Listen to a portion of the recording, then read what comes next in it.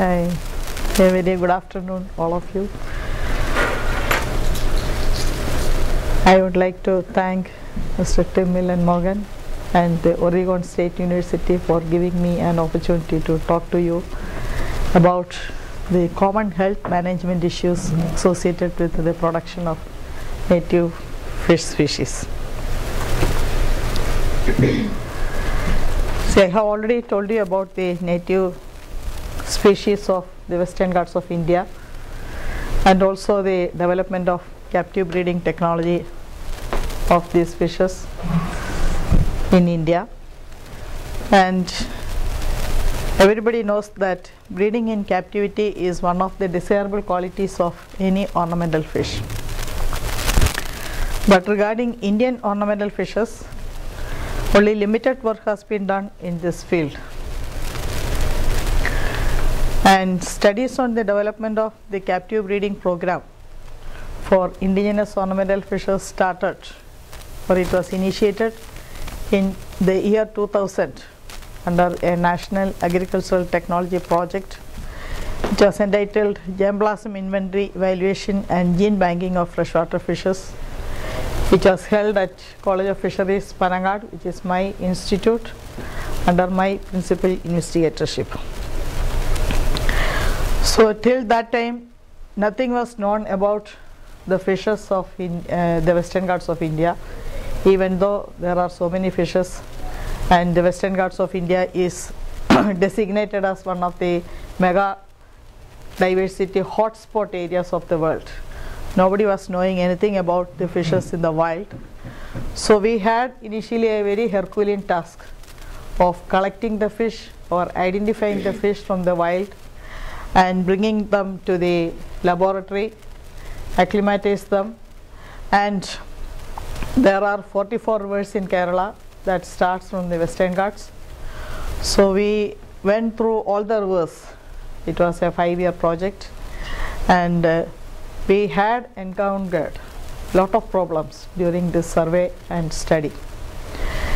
First of all, we have to find out which are the fishes that are suitable as ornamental fishes, for which we have to study captive characteristics of the under captive conditions, the desirable qualities of being an ornamental fish. As you know, they should be beautiful to look at, they should be ready to live in captive conditions because the rivers are all fast flowing systems, and they should be able to feed whatever we give in the aquarium tank, and they should be compatible to each other. These are some of the desirable qualities that an ornamental fish should have, and we know nothing about all these fishes, and we made them collect from the wild, and we were not even aware of the live collection, how to collect them live and bring them to the captive conditions. So we had a very tough time during that time, and we used cast net for the collection from the wild. And because of the use of this cast net, as you know, that is mainly used for collecting food fish, many of the fishes got injured, and because of that wounds, some of them healed, some of them did not heal. So that has gradually led to the ulcer in the fishes, and it has been transported. Some rivers are far away from my institute. We had to take travel around more than 200 kilometers. So during the travel itself, many fishes could not take up this long journey. Many of them died, and finally we brought them. A few of them died on the way, and then we brought them to the hatchery, the so-called hatchery facilities we have created in the college, and tried to acclimatize them to the captive conditions. But it took a long time for many of the fishes, because for the fishes also it was new, jumping from the flowing water to the stagnant condition. So we have created different facilities to make them feel at home, like the flow-through system, large cement tanks, small cement cisterns, etc. These are some of the facilities we had created before collecting the fishes. Different types of glass tanks, fitted with a biological filter, and also different sized fishes. These large cement tanks for keeping large sized fishes fitted with the biological filter, and also small round cement tanks for keeping medium sized fishes. Then small cement cisterns for keeping fishes like the dinios, the chelas, small sized fishes. And also they were kept closed or covered so that the fish will not jump out of the tank. And this is also a flow through system where you will find the water is kept flowing. You can see here is a pump, two pipes are shown here. Through these pipes water will be flowing. This is a gradient flow, it will be flowing through this. This is a reservoir tank. From here it is pumped to this tank, and from there the water is again pumped, and it is a continuous flow through system.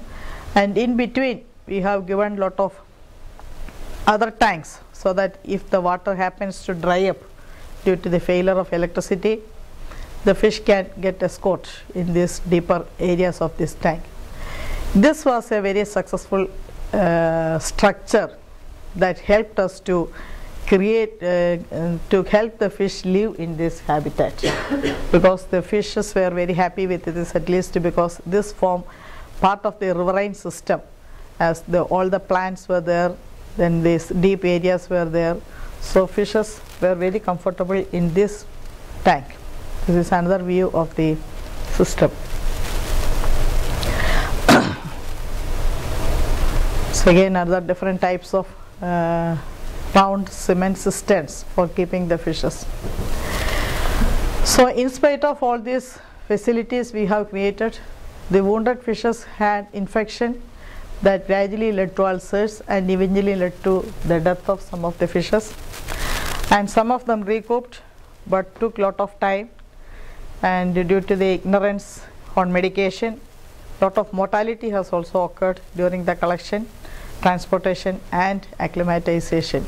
This is about 12 years before. The story happened 12 years before, not now. And after acclimatization, many of the newly collected fishes had undergone various types of diseases during the period of study. Some of the most commonly occurring or occurred diseases were, one is the white spot disease. It is during that time I even started studying about fish diseases, what are the different types of fish diseases, and this is one of the very common disease that we had on many of the fishes, especially the hill stream fishes in the loaches and also in the barb denisoni, because due to the low temperature during the winter period, especially during the months of November, December and January, when the temperature is very low, this white spot disease occurred in almost all the fishes.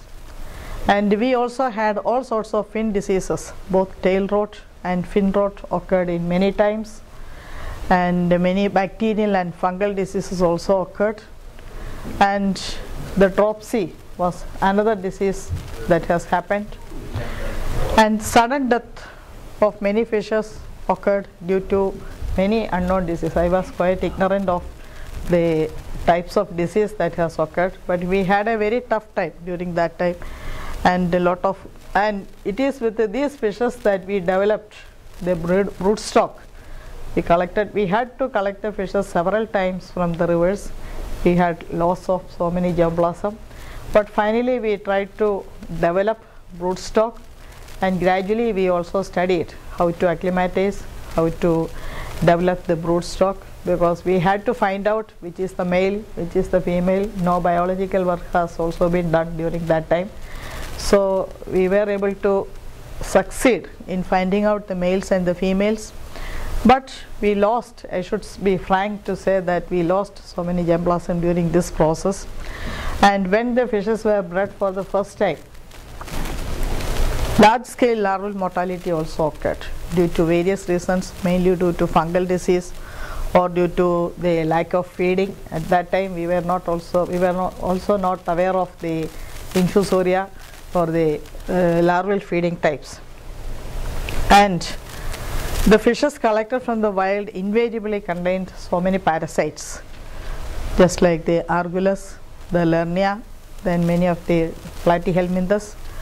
And another very important and very commonly occurring, I don't think it is a parasite, animal was the hydra, occurrence of hydra in the water tank. I don't know how, sometimes On the tank walls? on the tank walls. Sometimes it spreads so sporadically so that the fish will undergo mortality unless we do it something immediately. That was a great hurdle, presence of hydra, but we treated with the salt. Then still there were some more other problems, that small worms coming through the anal opening of the fish. I think the stomach heartworm attack, so that we can see the worms protruding through the anal opening.